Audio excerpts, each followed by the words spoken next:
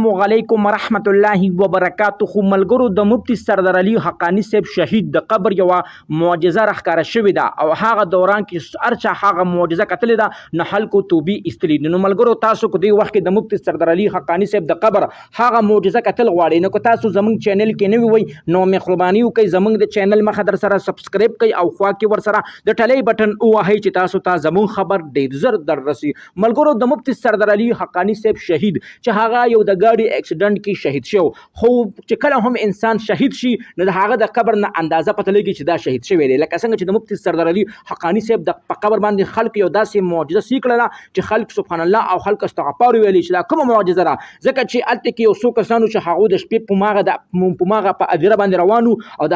د هغه ټول ادیرینه خوشبو ختله خو چې خلکو دا رپورټ وکړو چې مونږ ګورو چې دا خوشبو د چا د قبر نه خیږي. نو ملګرو حل چې کله تللی دي او د مفتی سردار علي حقانی صاحب قبر لورغلی دي نه هغې نه خوشبو راختله او هغه خوشبو په ټول قبرستان کې خوره شوله. نو ملګرو دا دومره غټه معجزه چې خلکو کسي کړې ده نو هغو ډایرکټ سوشل میډیا ته ویلي دي او دا خو ویلي دي چې الله پاک مفتی سردار علي حقانی صاحب جنت الفردوس ته رسولی دی ځکه چې الله پاک هغه له د شهادت مرګ ورکړی دی ځکه چې هغه په قبر موږ داسې معجزه وکتله چې موږ کله نه پیدا شو دومره غټه معجزه موږ نه چا په قبر اړ کتلې نه ځکه چې اوس د هغه د قبر نه خوشبو خیږي. نو ملګرو الله پاک هغه د شهادت مرګ ورکو. ملګرو چې کوم کس هم د قوم اصلاح کوي چې کوم کس هم د معاشرې صفایي کوي چې کوم کس هم د معاشرې نه بد خلق ختمي چې کوم کس یا کوم یو علماء کوم یو مفتی صاحب هم د معاشرې اصلاح کوي او خلک د بد کارونه منې کوي نه هغه د مفتی سردار علي حقانی صاحب قبرستان ته لاړ شي او هلته د هغه د قبر معجزه وګوري چې او زه به هم د حق وینا کوم. نو ملګرو چې کوم کسان وي چې زه دروغ یم زه سودخور یم هغه لاړ شي د مفتی سردار علي حقانی صاحب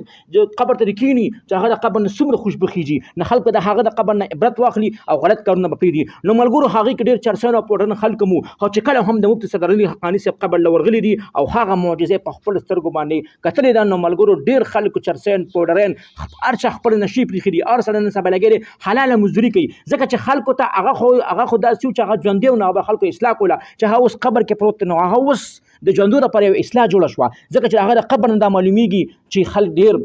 نیکۍ سره روان دي. ملګرو دا زما ویډیو بس تاسو ډېره خوښه شوي وي د دغه رنګ ویډیو کتو دپاره زموږ د چینل مخه در سره ضرور سبسکرایب کوئ او خوا کې ور سره ضرور د ټلۍ نشان ووهئ چې تاسو ته زموږ خبر ډېر زر در رسي.